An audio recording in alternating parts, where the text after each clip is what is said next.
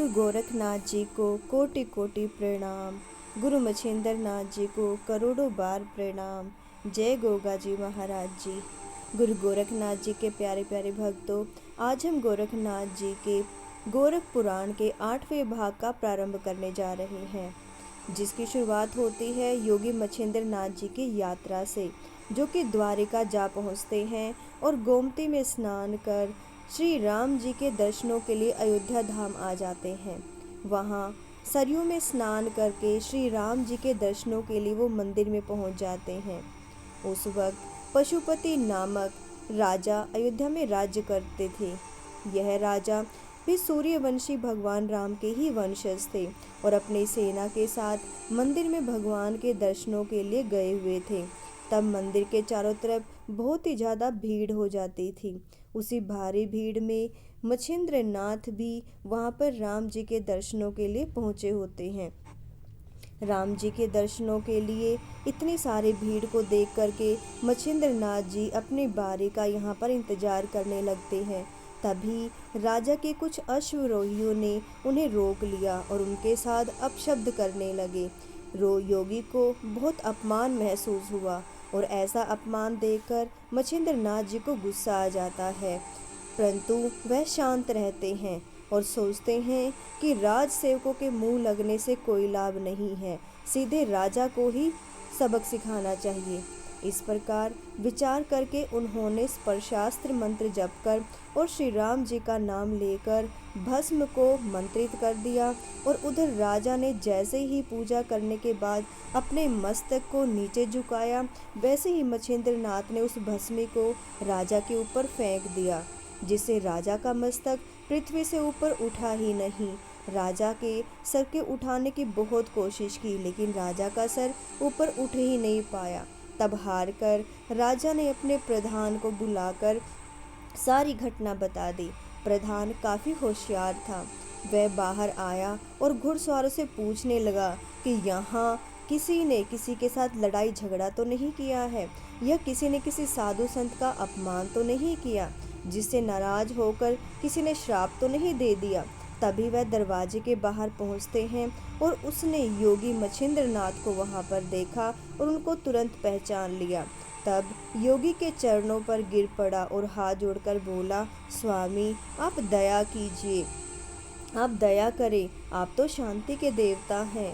हम लोग आपकी दया के भिखारी हैं। अनजाने में जो भी भूल हो गई है उसे क्षमा करें। प्रधान की प्रार्थना सुनकर मछिंद्र नाथ का गुस्सा शांत हो जाता है और उन्होंने हाथ में विभूति लेकर विभक्त मंत्र छोड़ दिया, जिससे राजा का मस्तक एकदम ऊंचा हो गया और वह पहले की तरह हो गई।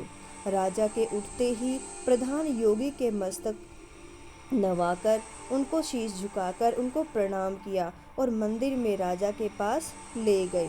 योगी का ऐसा रूप देखकर, ऐसा तेजस्वी रूप देखा तो उनका वृत्तांत बयान करने लगे। तब राजा ने अपना मस्तक योगी के चरणों में रख दिया। तब योगी राजा से बोले कि मुझे मछिंद्र नाथ कहते हैं। मछिंद्र नाथ नाम सुनकर राजा फूला नहीं समाया, क्योंकि उसने भी मछिंद्र नाथ जी के बारे में बहुत कुछ सुना हुआ होता है। मछिंद्र नाथ जी के यश गुणगान को सब जानते थे। मछिंद्र जी का नाम सुनते ही उनको बहुत अच्छा लगता है। उन्होंने मछिंद्र नाथ का यशोगान किया और वह उन्हें अपने बग्गी में बिठाकर महल ले गए और अपने साथ सिंहासन पर बिठाया और विभिन्न भांति प्रकार के व्यंजन खिलाकर पूजा अर्चना की और हाथ जोड़कर सेवा में हाजिर रहा। इस प्रकार राजा का श्रद्धा प्रेम भाव देखकर योगी मछिंद्र नाथ जी बहुत खुश हुए। आपको तो चाहना हो मुझे कहो। यहाँ पर राजा मछिंद्र नाथ जी को कहते हैं कि आपको जो भी चाहिए आप मुझे कहिए। राजा बोले, मैं सूर्यवंशी राजा हूँ और भगवान राम का वंशज हूँ। पशुपति मेरा नाम है। मेरी अभिलाषा प्रभु राम से भेंट करने की है। राजा पशुपति के वचन सुन योगी राजा बोले, मैं तेरी भेंट श्री राम से कराए देता हूँ। इतना कहकर योगी राजा को सभा भवन से आंगन में ले गए। तब योगी ने धूम्रास्त्र मंत्र का जप किया और भस्मी मंत्र को सूर्य पर फेंक दिया, जिससे सारे वायुमंडल में बेहद धुआं भर गया और सूर्य छिप गया। किसी राजा ने धूमास्त्र छोड़ा है, सूर्य को ऐसा लगा। तब सूर्य ने वायुस्त्र का चलाने की योजना बनाई। वायु बाण छोड़ा, जिसने चारों ओर हवा चलने लगी और चारों दिशाओं में धुआं ही धुआं फैल गया। तब मछेंद्र नाथ ने प्रभास्त्र छोड़ा और जिससे सूर्य का रथ जहाँ के तहाँ रुक गया, और सूर्य ने वज्रास्त्र छोड़ा, जिससे प्रभास्त्र से निर्माण पर्वत हट गए। तब मछेंद्र नाथ ने ब्रह्मास्त्र की योजना बनाकर उसे छोड़ा, जिससे सूर्य भगवान का जो रथ है वो वहाँ पर रुक जाता है और अपने घोड़ों के समेत वो वहाँ पर रुक जाते हैं। ऐसा युद्ध उनके बीच में चलता रहता है और इस युद्ध को देखकर देवी देवता भी परेशान हो जाते हैं कि यह क्या हो गया है। जिसने सूर्य भगवान के रथ के घोड़ों सहित उसे भ्रम कर दिया है और यही रास्ता छोड़ दिया है, रास्ते में उनको एक जगह पर ही रोक दिया है। तब सूर्य देवता ने ज्ञानास्त्र छोड़ा तो भ्रम उनका दूर हुआ। तभी मछेंद्र नाथ ने वाताकर्षण अस्त्र छोड़ा और सूर्य देव और उनके घोड़ों का श्वास बंद हो गया। रथ उल्टा पुल्टा होकर धरती पर आ गिरा। सूर्य के तेज के कारण सारी पृथ्वी जलने लगी। तब मछेंद्र नाथ ने उदकास्त्र की स्थापना की, जिससे मूसलाधार बारिश होने लगी और धरती से अग्नि शांत हो गई। परंतु सूर्यदेव बेहोश पड़े थे। सारी सृष्टि में अग्नि शांत हो चुकी थी, परंतु सूर्यदेव की बेहोशी की वजह से सारी सृष्टि चिंता में व्याप्त हो गई। तभी सभी देव देवता ब्रह्मा, विष्णु, शिव, कुबेर, वरुण, अश्विनी कुमार और गंधर्व ने मिलकर मछेंद्र नाथ के पास गए और पूछा कि सूर्य देव का क्या कसूर है। तब मछेंद्र नाथ ने सबको प्रणाम करके कहा कि यह सब मैंने श्री राम जी के दर्शन करवाने के लिए कहा है। पशुपति नाम के जो राजा हैं ये सूर्यवंशी राजा हैं और सूर्यवंशी होकर भी अपने वंश में घर के सुध क्यों नहीं लेते हैं, इसलिए मुझे ऐसा करना पड़ा। दूसरा कारण, मुझे अपनी सांवरी विद्या के वास्ते सूर्य को भी सहायता की आवश्यकता थी, इसीलिए उन्होंने सूर्य वंश में जन्म लिया और अपनी विजय पताका संसार में फैलाई। उन प्रभु राम जी और इस पशुपति राजा की भेंट भी मुझे करानी है। यह राजा मेरा भक्त बन गया है, इसीलिए आप सब देवता मेरी मनोकामना पूर्ण करें। मछेंद्र नाथ की ऐसी वाणी सुनकर विष्णु भगवान बोले, तुम्हारी सब मनोकामनाएं पूर्ण होंगी। प्रथम सूर्य को होश में तो लेके आओ। तुम्हारी सारी विद्याएं अनुकूल होते हुए भी जब तुम सूर्य देवता का ध्यान करोगे तुम्हारी मनोकामना पूर्ण होगी। सूर्य का ध्यान करते ही सबके पाप नष्ट हो जाते हैं और सूर्य पुराण का पाठ करने से बड़ी उत्तम योनि मिलती है। हम सब लोग तुम्हारे हितार्थ से कहते हैं कि क्या वीरभद्र के युद्ध के वक्त हम सभी देवताओं ने तुम्हारे वश में रहने का तुम्हें वरदान नहीं दिया था? हमने तुम्हें वरदान दिया था, फिर तुम बिना वजह की उलझनों में क्यों पड़ते हो? इस पर योगी मछेंद्र नाथ ने कहा, प्रभु मेरे वचन की लाज रखो और पशुपति राजा को श्री राम जी से दर्शन कराने की आज्ञा दीजिए, तब मेरे मन को शांति मिलेगी। इतना सुनते ही तुरंत श्री राम प्रकट हो जाते हैं। तब राजा पशुपति और मछेंद्र नाथ को अपार आनंद की प्राप्ति होती है। फिर दोनों अति प्रसन्न होकर भगवान राम के चरणों में गिर पड़ते हैं। तब दोनों को उठाकर श्री राम जी अपने हृदय से लगा लेते हैं। मछेंद्र नाथ ने श्री राम जी से प्रार्थना की। तब श्री राम जी ने आशीर्वाद दिया कि सावरी विद्या के मंत्रों में तुम्हारा नाम अमर हो, इसीलिए तुम यहाँ रहकर अपने कार्य की सिद्धि करो। सब देवताओं का और सबका दत्तात्रेय जी का भी आशीर्वाद तुम्हारे साथ है, उन सब का हाथ तुम्हारे सर पर है। इसके अलावा नरसिंह अवतार की तुम पर दया है, जो पूर्ण ब्रह्म अवतार है। फिर मैं भी तुम्हें क्यों नहीं सहायता दूंगा? सब तुम्हारी ही सहायता के लिए यहाँ पर हैं। ऐसा सुनकर मछेंद्र नाथ जी को अत्यंत प्रसन्नता होती है। मंत्र उच्चारण से मैं भी तुम्हारे पास ही रहूँगा, तभी मैं तुम्हारा हर कार्य सिद्ध करूँगा। इस प्रकार भगवान राम ने वचन दिया और कहा कि तुम कवि नारायण के अवतार हो, इस नाते हम सब एक हैं और इसलिए तुम्हारा भुवन भास्कर को होश में ला दो, जिससे कि सृष्टि का कार्य सुचारू रूप से चले। इतनी बात सुनकर मछिंद्र नाथ जी को परम आनंद की प्राप्ति होती है और वो सूर्य भगवान को होश में लेके आने के लिए जतन करते हैं। सब देवताओं को अपने निकट देखते हैं और दोनों ही हाथ जोड़कर वो नमस्कार करते हैं। तब विष्णु भगवान ने पूछा, मुझे हैरान होने वाला कौन सा प्रतापी वीर है, मुझे किसने हराया है? तभी यहाँ पर कहा कि मुझे हराने वाले कौन से वीर यहाँ पर आ गए हैं, मैं उसे देखना चाहता हूँ। तब देवों के देव यहाँ पर पधारते हैं और वो सबकी शंकाओं का निवारण करते हैं कि क्या हुआ था। मुझसे राह मुझे दान न हो, इससे चंदाष्ट मंत्र को जपकर मछिंद्रनाथ सूर्य से भेंट करने गए और सामने पहुंचकर हाथ जोड़कर नमस्कार किया। तब सूर्य ने आशीर्वाद दिया। योगीराज से पूछा कि तुम्हारा क्या नाम है? शंकर भगवान ने शुरू से उनकी कथा सुनाई और तब सूर्य देव ने भी सावरी मंत्र विद्या में उनकी सहायता देने का उनसे वचन लिया। तब योगी ने पशुपति राजा को सूर्य देव के कदमों में डाल दिया। अपने वंशज को अपने कदमों में देख सूर्य देवता अति प्रसन्न हुए और राजा को आशीर्वाद दे अपने स्थान को चले गए। राजा को राम दर्शन कराने के बाद योगी मछिंद्रनाथ भी तीर्थ यात्रा पर निकल गए।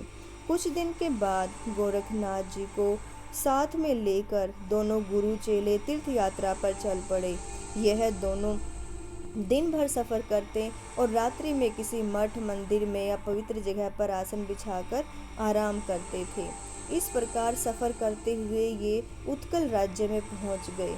उनकी अभिलाषा जगन्नाथ जी के दर्शनों की थी। ये दोनों राज्य के बाहर ही एक जीर्ण शीर्ण मंदिर में ठहर गए। यहाँ पर कनकगिरी कहलाता है। ये स्थान मछिंद्र गुरु गोरखनाथ जी की भक्ति की परीक्षा करना चाहते हैं। यहाँ पर मछिंद्रनाथ जी ये देखना चाहते हैं कि उनके जो चेले हैं गोरखनाथ, वो उनके कितने भक्त हैं और वो उन पर अपना विश्वास पक्का करना चाहते हैं। यह उचित अवसर देखकर गोरखनाथ जी से बोलते हैं कि गोरखनाथ बेटा, मुझे बहुत भूख लगी है और इनकी शांति भी परम आवश्यक है। बेटा, अपने गुरु की बात सुनकर गुरु गोरखनाथ जी बोले कि आप आज्ञा दें गुरुदेव, मुझे क्या करना है? इस पर योगीराज बोले कि बेटा, नगर में जाओ और भिक्षा मांग कर लेके आओ। लेकिन ये भिक्षा मांगना इतना सरल नहीं है। गोरखनाथ जी गुरु की आज्ञा मानकर भिक्षा मांगने चल पड़ते हैं और बस्ती में घर घर अलख जगाने से भी निराशा के सिवाय कुछ नहीं मिलता। थोड़ा आगे बढ़ने पर क्या देखते हैं कि एक ब्राह्मण के घर में धूमधाम से श्राद्ध हो रहा है। एक ब्राह्मण इतने धूमधाम से जो श्राद्ध कर रहा था, उसे देखकर गोरखनाथ जी खुश होकर अलख निरंजन का नाम जपने लगते हैं।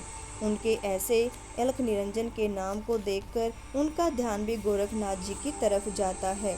अपने द्वार पर अतिथि संत को भिक्षा पात्र लिए भिक्षा मांगते हुए देखकर गृह स्वामिनी अपने यहाँ बने पूरी एक जो पकवान होते हैं, हलवा, दही बड़े, पकौड़ी वगैरह सारी सामग्री लेकर वह द्वार पर पहुंच जाती है और गोरखनाथ जी के पात्र में ऊपर तक उसको भर देती है। गोरखनाथ जी ने स्वादिष्ट व्यंजनों से अपना कमंडल भरा देखा तो खुश हो गए और अलख निरंजन का नाम उच्चारण करते हुए चल पड़े।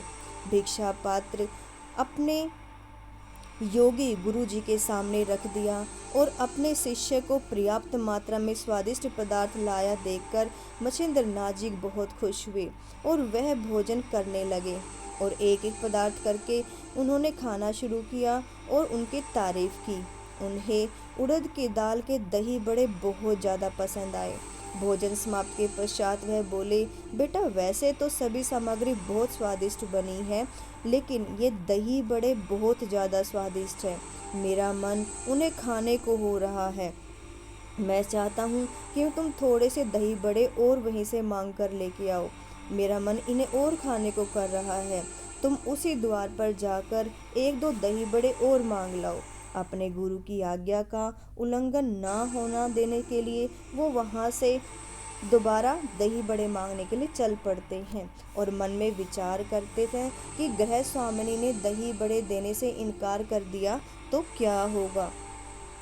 इस पर वह सोचने विचारने लगे और गृह स्वामिनी के द्वार पर जा पहुँचे और अलख नाम का उच्चारण किया। गृह स्वामिनी क्रोध में भरकर बोली कि मैंने तुम्हें काफ़ी भोजन सामग्री दी थी, क्या उससे तुम्हारे पेट की भूख नहीं मिटी। गोरखनाथ जी नम्र भाषा में बोले, माता जी, मेरे संग में मेरे गुरुदेव भी हैं और वो आपके दही बड़े की बहुत तारीफ कर रहे थे। मैंने आपसे जो भी सामग्री ली थी उनके सामने रखी और उन्होंने उसे बहुत ही प्रेम पूर्वक खाया है। अभी उनकी 1-2 दही बड़े खाने की और इच्छा हो रही है, जिस कारण मुझे दोबारा यहाँ पर आना पड़ा। आप 1-2 दही बड़ा और देने की कृपा करें। गोरखनाथ जी की बात सुनकर गृह स्वामिनी बोली, मुझे तो तू ही पेटू नजर आता है, तेरी भी जीभ दही बड़े खाने को लपलपा रही है। गुरु बेचारे का तो व्यर्थ ही नाम बदनाम कर रहा है। गोरखनाथ जी बोले, माता जी, मैं कभी झूठ नहीं बोलता, आप यकीन करें। गृह स्वामिनी यहाँ पर गोरखनाथ जी से बोली कि तुम जैसे ठगों से मैं भली भांति परिचित हूँ। तुम रुष्ट हो और किसी का भी भला नहीं कर सकते। गृहस्थियों को लूट कर खाना ही तुम्हारा धर्म है। गृह स्वामिनी के ऐसे विचारों को सुनकर गोरखनाथ जी परेशान हो जाते हैं और कठोर वचनों को सुनकर के गोरखनाथ जी फिर भी नम्र भाषा में उनको बोलते हैं कि माता जी, आप मेरे गुरु की इच्छा पूर्ति कर दें, मैं आपकी हर परेशानी दूर करने के लिए हाजिर हूँ। गृह स्वामिनी कुछ नम्र पड़ जाती है और बोलती है कि अच्छा, तेरे पास रखा ही क्या है जो तू मेरी मनोकामना पूर्ण करेगा। उसके ऐसे वचन सुनकर गोरखनाथ जी कहते हैं कि आप एक बार मांग कर तो देखिए, मैं आपकी सभी मनोकामनाएं पूर्ण कर दूंगा। बिना कहे मैं क्या नहीं कर सकता, आप बताइए तो सही। गृह स्वामिनी तड़क कर बोली कि मुझे दही बड़े के बदले तेरी एक आंख चाहिए। उसका बस एक बार कहना ही था कि मुझे तुम्हारी एक आंख चाहिए। गोरखनाथ जी बोले, माता जी, आंख कौन सी बड़ी बात है, मैं गुरु आज्ञा के लिए जान भी दे सकता हूँ। गृह स्वामिनी बोली, मैं दही बड़ा लेकर आती हूँ, तो तब तक एक आंख निकाल कर रख। इतना कहकर गृह स्वामिनी ने दही बड़ा लाने को जैसे ही वो मुड़ती है, तभी गोरखनाथ जी आंखों में उंगली डालकर अपनी पुतली चीर कर झटका मारकर आंख बाहर निकाल देते हैं, जिसके कारण खून टपकने लगता है और उनकी आंख बाहर आ जाती है। गृह स्वामिनी जब दही बड़ा लेकर लौटी तो गोरखनाथ जी की यह करतूत देखकर बेचारी बेहोश हो गई। वह मन ही मन दुखी हो गई और दही बड़ा देकर जाने लगी तो गोरखनाथ जी बोले, माता जी, मेरी आंख तो लेती जाओ। गृह स्वामिनी पश्चाताप करने लगी और बोली कि बेटा, मैं तेरी आंख लेकर क्या करूंगी, मैं तो तेरी गुरु भक्ति देखकर ही खुद दुखी हो रही हूँ। बेटा, मुझे माफ़ कर दो। इतना सुनकर गोरखनाथ जी ने अपनी आंख पुतली में धर ऊपर से पानी का गीला कपड़ा बांध लिया। उनकी इच्छा थी कि इस घटना का पता गुरुदेव को ना लगे। एक हाथ आंख पर धरकर वो दही बड़ा लेकर चल पड़ते हैं और योगी राज के सम्मुख पहुंचकर उन्हें दही बड़ा दे देते हैं। गुरु मच्छिंद्र नाथ ने अपने शिष्य की आंख पर पट्टी बंधी हुई देखी तो पूछा कि बेटा, ये आंख पर पट्टी क्यों बंधी है। गोरखनाथ जी ने बात को छिपाते हुए कहा कि कोई बात नहीं, केवल आंख में दर्द है। मच्छिंद्र नाथ जी बोले कि मैं भी तो देखूं दर्द का क्या कारण है। गोरखनाथ जी बोले, गृह स्वामिनी ने दही बड़े के बदले एक आंख देने की शर्त रखी थी। अंत में उसने आंख भी नहीं ली और दही बड़ा भी दे दिया। अपने शिष्य से यह घटना सुनकर मच्छिंद्र नाथ जी बड़े रुष्ट हुए। अपने गुरु को रुष्ट देखकर गोरखनाथ जी बोले, गुरुदेव, ये सब भ्रांतिवश हुआ है, उन्होंने गृह स्वामिनी का कोई दोष नहीं है, इसलिए आप उन्हें क्षमा कर दे। मच्छिंद्र नाथ जी बोले, बेटा, जब तुम ही उसे क्षमा करके आए हो तो मैं भला उससे रुष्ट कैसे हो सकता हूँ। गोरखनाथ जी बोले, यह सब आप ही ने तो सिखाया है गुरुदेव। गुरुदेव योगी राज बोले, बेटा अब मुझे पूर्ण विश्वास हो गया कि तुम गुरु भक्ति में तुम बहुत बड़े चेले बनोगे और यह मेरा नाम रोशन भी करेगा। और अब मेरी इच्छा पूर्ति के लिए जब तुमने प्राण भी देने के लिए नहीं तुम हिचकिचाए, तो मैं भी तुम्हें हर प्रकार की गुप्त विद्याएं सिखाकर तुम्हें परिपूर्ण कर दूंगा। तो यहाँ पर गुरु मछेंद्र नाथ जी गोरखनाथ जी को विद्याएं सिखाने लग जाते हैं। गोरखनाथ जी ने अपना सिर गुरु के चरणों में झुका दिया और योगी राज ने चेले को चरणों से उठाकर गले से लगा लिया और आँख से पट्टी खोली और पुतली को स्वस्थ जल से धोकर पवित्र किया और भली प्रकार पुतली को आँख में जमा कर दिया और मंत्र का जाप किया, जिससे आँख पहले के जैसी हो गई और दर्द का नाम निशान भी नहीं रहा। योगी राज ने योग्य चेला मिल गया था। अब योगी राज को अति प्रसन्नता थी। गोरखनाथ को योगी गुरु जिन्होंने अपने शिष्य को सर्व विद्या संपन्न बना दिया। गोरखनाथ जी को यहाँ पर गुरु मछेंद्र नाथ जी ने अपनी सभी विद्याओं का ज्ञान देना शुरू किया, सर्व विद्या संपन्न उनको बना दिया। अब गोरखनाथ जी भी महान सिद्ध व परम योगी सिद्ध प्रसिद्ध हो गए। गोरखनाथ जी की तपस्या यहाँ पर शुरू होती है और गोरखनाथ जी गुरु मछेंद्र नाथ जी के साथ भ्रमण करते हुए बद्रीनाथ धाम पर पहुँच जाते हैं।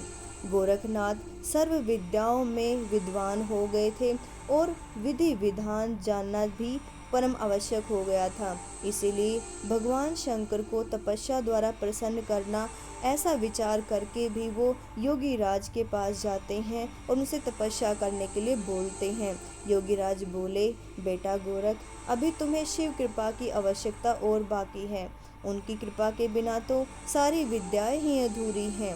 अगर तुम शिवजी महाराज की कृपा प्राप्त कर लो तो तुम भी किसी बड़े संकट का सामना आसानी से कर पाओगे और तुम इस आशीर्वाद को प्राप्त करके अपनी सकल मनोरथ को सिद्ध कर लोगे।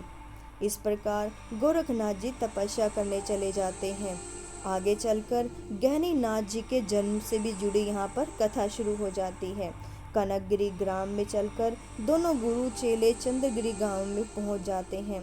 यहाँ गुरुदेव ने अपने चेले को चारों वेदों और 6 शास्त्र और 18 पुराण कंठस्थ करा दिए और साबर विद्या को सिखाकर भूत प्रेत बेताल आदि को वश में करने के मंत्रों का जाप सिखाया।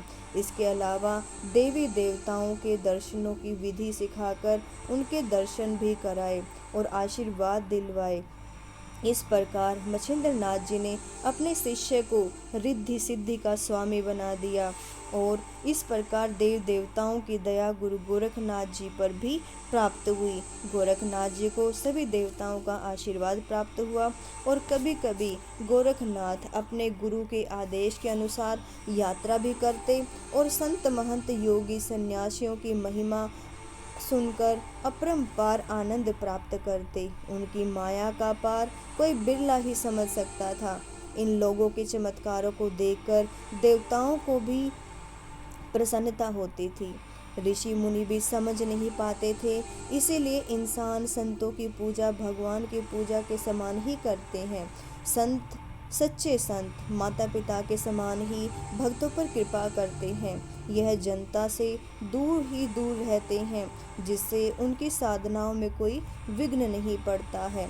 इस भय से वो इन सब चीज़ों से दूर ही रहते हैं।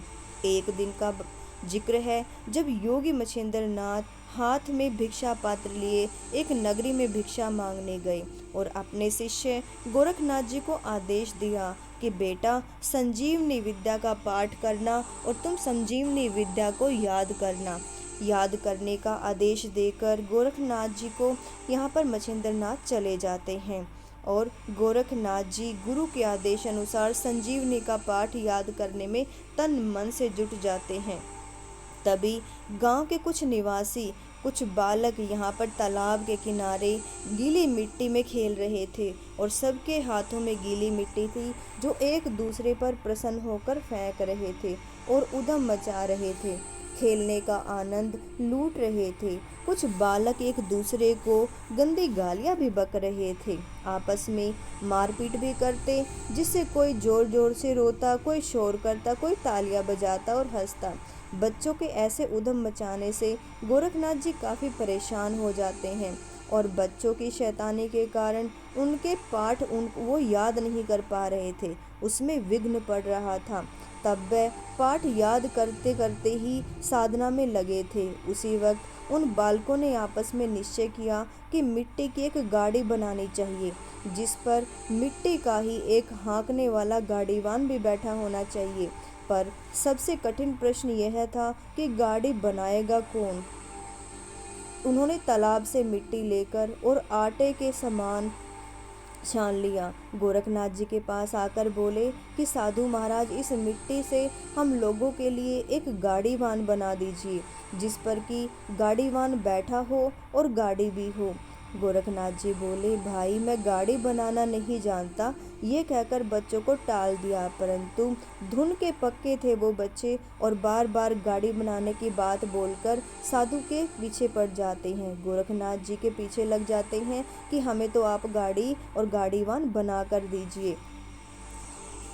इस पर गाड़ी पर बैठने वाला गाड़ीवान वह ना बना सके, परंतु गाड़ी पर गाड़ीवान के न बैठने की कमी सभी बालकों को बहुत बुरी तरह से खटक रही थी। गाड़ीवान किस तरह से बनाया जाए, किसी में भी बुद्धि नहीं थी। तब इस किसी प्रकार से भी गाड़ीवान बनाने की आशा रखते हुए वो गोरखनाथ जी से दोबारा विनती करते हैं और भोली सी शक्ल बनाकर गोरखनाथ जी के निकट आकर गिड़गिड़ाकर बोले, साधु बाबा, गाड़ी तो हमने बना दी है, पर गाड़ीवान हमसे नहीं बन रहा है, आप हमारे लिए एक गाड़ीवान बना दे। गोरखनाथ जी ने उन्हें टालने की बहुत कोशिश की और कहा कि ऐसे काम मुझे नहीं आते हैं, मगर बालक तो बालक ही होते हैं, वो कहाँ मानने वाले थे। उनमें से एक बोला कि बड़ी अजीब बात है, आप पढ़े लिखे होकर एक गाड़ी वान नहीं बना सकते। हमने तो सुना है कि पढ़े लिखे लोग तिपाई, चारपाई वगैरह सारी चीज़ें बना लेते हैं। फिर सब बच्चों ने अपने साथी के बात का समर्थन किया और ताली बजाना शुरू किया। इस पर साधु बाबा झूठ बोले, साधु बाबा झूठ बोले, गाड़ीवान बनाना, गाड़ीवान बनाना उन्हें जरूर आता है, ये झूठ बोलते हैं। गोरखनाथ जी ने जब ये सब बातें सुनी तो बच्चे से तंग आकर के माथा पच्ची करने से अच्छा है कि मैं इन्हें गाड़ीवान बनाकर दे दूं। उन्होंने संजीवनी के पाठ में विघ्न पड़ रहा था, इसलिए उन्होंने हार मानकर गाड़ीवान बनाने के लिए तुरंत यहाँ से बच्चों के पास चले जाते हैं और सब बच्चों ने एक स्वर में कहा कि गाड़ीवान बन जाए, पर हम यहाँ से बहुत दूर चले जाएंगे। गोरखनाथ जी ने जब ये सुना कि गाड़ीवान बनाने के बाद ये बच्चे यहाँ से चले जाएंगे, तो उन्होंने बालकों की बात सुन ली और गीली मिट्टी अपने हाथ में लेकर गाड़ीवान बनाने लगे। गाड़ी बनाते बनाते गोरखनाथ जी संजीवनी मंत्र का जाप करते रहे, हाथ में गाड़ीवान बनाते जाते और मुख से संजीवनी पाठ का जाप करते जाते। अब ये गाड़ीवान पूरा बन भी नहीं पाया था कि संजीवनी विद्या के मंत्रों के प्रभाव से बालक के हाथ पैर हिलने लगे, परंतु गोरखनाथ ने उनके हिलने पर ध्यान नहीं दिया। जब गाड़ीवान पूरा बन जाता है तो गोरखनाथ जी ये देखकर हैरान होते हैं कि कैसे ये जो गाड़ीवान है वो चलने लग जाता है, वो एक पूरा इंसान बन जाता है। गोरखनाथ जी जैसे ही इसको देखते हैं सारे बच्चे भी डर जाते हैं, जिसके कारण बालक जीव आत्मा का प्रवेश होने का कारण समझने लगते हैं। वो सोचते हैं कि साधु ने कोई जादू कर दिया है, जिसकी वजह से यहाँ पर इसमें कुछ जादू टोना हो गया है। किसी को भी यह नहीं सूझा कि भाई यह क्या हो गया है, इसके अंदर प्राण कैसे आ गए हैं।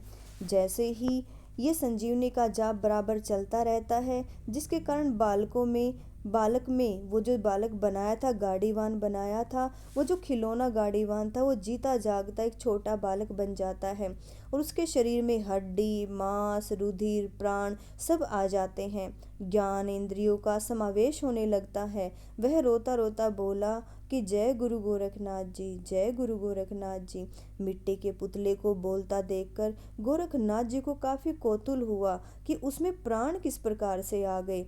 गांव के बालक ये जान करके बहुत ही हैरान हुए कि मिट्टी से बने हुए गाड़ीवान में जान कैसे आ गई। भूत भूत चिल्लाते हुए बच्चे भयभीत हो गए और गांव की तरफ भागने लगे और अपने घरों में पहुंचकर अपने माता पिता को मिट्टी के बालक की सारी घटना बयान कर दी।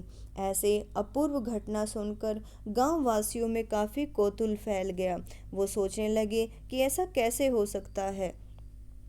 ऐसे देख करके सबको परेशानी होती है कि ऐसे किस प्रकार से किसी के अंदर यह इस प्रकार की जान आ सकती है।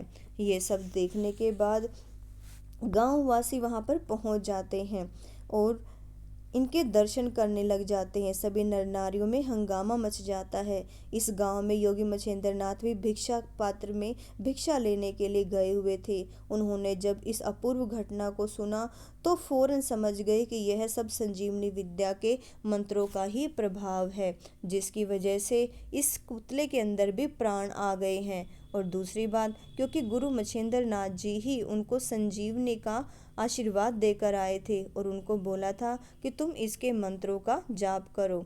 इसी वजह से गुरु मछेंद्र नाथ जी समझ जाते हैं कि यह सब क्या हुआ है। गांव के नर नारियों की भीड़ लग जाती है। यहाँ पर मिट्टी का बोलता हुआ बालक देखकर सभी अपने घरों में से बाहर निकल पड़ते हैं और कुछ ही देर बाद गोरखनाथ जी के पास बहुत भारी मेला लग जाता है। सभी स्त्री पुरुष गोरखनाथ जी की तरह तरह से प्रश्न पूछने लगते हैं।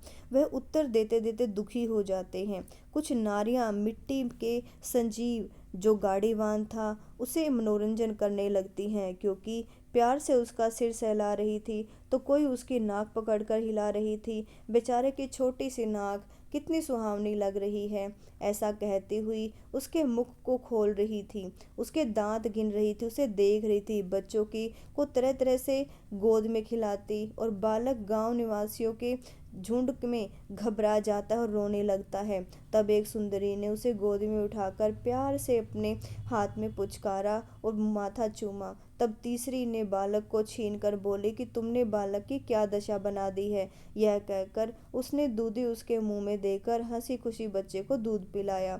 इसी समय भिक्षा पात्र लिए चिमटा हाथ में बजाते हुए मछेंद्र नाथ जी वहां पर पहुंच जाते हैं और काफी भीड़ भाड़ देखकर गोरखनाथ जी से बोले कि अब तुम पूरे सिद्ध बन चुके हो। यह जो भी कुछ हुआ है वो संजीवनी के कारण ही हुआ है। तो ये जो संजीवनी है ये अब सफल हो चुकी है। तुमने जो संजीवनी मंत्र का उच्चारण किया था उस मंत्र के उच्चारण से ही यह सफल हुआ है और अब तुम संजीवनी विद्या में निपुण हो चुके हो। ऐसा सुनकर गोरखनाथ जी भी प्रसन्न होते हैं और काफ़ी भीड़ भाड़ को देखकर उनको लगता है कि यह सच में ही काम कर गई है। गोरखनाथ जी बोले, गुरुदेव यह सब किस प्रकार हो गया। योगीराज बोले, बेटा यह सब संजीवनी विद्या के मंत्रों का प्रभाव है। जिस प्रकार तुम मन बनाकर पाठ कर रहे थे उसी प्रकार संजीवनी के मंत्रों ने भी अपना प्रभाव दिखाया और मिट्टी के पुतले ने प्राणों का संचार हुआ। तुमने पाठ करते समय अपने कर्म में जो बनाया, अपने हाथों से जो बनाया, इससे यह एक जीती जागती आत्मा बन गई, एक जीता जागता शरीर तुम्हारे बन के सामने आ गया। अब यहाँ से चलना ही उचित है, नहीं तो यहाँ के नर नारी हमें घेर लेंगे और यहाँ पर लोग हमें जाने नहीं देंगे। हम यहाँ पर एक पल भी तपस्या नहीं कर पाएंगे, लोग यहाँ पर आते जाते रहेंगे। गोरखनाथ जी बोले कि गुरुदेव जी आप ठीक कहते हैं, अब यहाँ से चलना ही श्रेष्ठ है। इस प्रकार बात करते हुए गुरु चेला अपनी झोली, खप्पर, चिमटा और कंबल संभाल कर यहाँ से निकल जाते हैं। फिर बालक के सिर पर अपना हाथ फेरकर आशीर्वाद देते हैं और उसका नाम गहनीनाथ रख देते हैं। तब गोरखनाथ जी ने गहनीनाथ को भी उठा लिया और अपनी गोदी में ले लिया और चलने के लिए तैयार हुए। तब गांव वासियों ने संतों की मंशा को समझने में देर नहीं लगी कि ये यहाँ से जाना चाहते हैं, ये यहाँ से जा रहे हैं, परंतु वह इन सिद्ध सन्यासियों को भी अपने यहाँ से जाने नहीं देना चाहते थे। तब ये महात्मा गांव के निकट आए थे। सभी परिवार को आनंद की खुशी हुई थी। ग्राम के लोग दरिद्र लापता हो गए थे। कम से कम सवाई डेढ़ी जो संपत्ति है सभी के पास हो गई थी। गांव वासियों ने काफी हाथ पैर जोड़े और तब दोनों संतों में से एक भी वहां पर रहने के लिए तैयार नहीं हुआ। तो कुछ समझदार गांव वासियों ने कहा कि अब आप दोनों में से एक भी यहाँ रहने के लिए तैयार नहीं है, तब हम लोगों का उद्धार कैसे होगा। तब गांव वासियों को असंतुष्ट देखा और मच्छिंद्र नाथ जी बोले कि प्राण प्यारे भक्तों, तुम साधु संतों को एक स्थान पर नहीं ठहरा सकते। साधु संतों एक जगह से दूसरी जगह पर जाते रहते हैं। जैसे पानी के एक स्थान पर रुकने से उसमें कीड़े पड़ जाते हैं। बहता हुआ पानी और रमता जोगी ही सिद्ध हैं। इसीलिए हमें जाने दो, फिर किसी अवसर पर हम यहाँ पर दोबारा आएंगे। तब ये दोनों तपधारी किसी भी प्रकार से वहां पर रुकने के लिए राजी नहीं होते और गांव वासियों को हाथ जोड़कर उनसे प्रार्थना करते हैं और यहाँ से निकल लेते हैं। अब तो आप हमारे बच्चों के मनोरंजन के लिए इस गाड़ीवान के पुतले को यहाँ छोड़ जाते, हम इसे देखकर ही आपको याद कर लेते। इस पर मच्छिंद्र नाथ जी बोले कि इसे आप मामूली गाड़ीवान ही मत समझो, यह बालक योगी निरंजन नाथ बनेगा और इस अवतार में ये बहुत ही योग्य काम करेगा, सिद्ध योगी बनेगा। इनका पालन करना हर व्यक्ति के वश की बात नहीं है। जिसे पुत्र की चाहना होगी वही इनका लालन पालन कर सकता है। तब गांव वासियों का एक मुखिया बोला कि योगीराज, हमारे गांव में मधुनामा नामक विद्यावान सदाचारी पंडित रहते हैं जो हर तरह से संपन्न हैं। हम गांव वासी उस अपने ब्याह शादी में शुभ मुहूर्त में सभी उस पंडित को बुलाते हैं और हमारे अलावा आसपास के गांव में भी पूजा मिंसा के लिए पंडित ही करते हैं और इन्हीं को दान दक्षिणा देते हैं। इन्हें कपड़े लत्ते और धन के अलावा गुड़, चीनी, घी, शक्कर, खूब चीज़ों की प्राप्ति होती है। इनकी हमारे गांव में संपन्न व्यक्तियों में ही गणना होती है। आर्थिक रूप से ये संपन्न प्रभु माने जाते हैं, लेकिन इन्होंने संतान का मुख नहीं देखा। इनकी पत्नी का नाम गंगा देवी है। हम लोग इन दोनों पति पत्नी का काफ़ी सम्मान करते हैं। उन्होंने काफ़ी झाड़ू फूंक और ताबीज वगैरह करवाई, काफ़ी चिकित्सा भी करवाई, किंतु संतान की प्राप्ति नहीं हुई और अब अधिक आयु होने के कारण उन्हें अपना भविष्य भी अंधकार में दिखाई दे रहा है, क्योंकि उनकी कोई संतान नहीं है। इस पर हम ग्रामवासियों ने पंचायत करके यह निर्णय लिया है कि पंडित और पंडिताइन को यह बालक दिलवा दिया जाए। वह इनकी भांति ही लाड प्यार से इसको अपने पास रखेंगे और उनका बुढ़ापा भी हंसी खुशी कट जाएगा।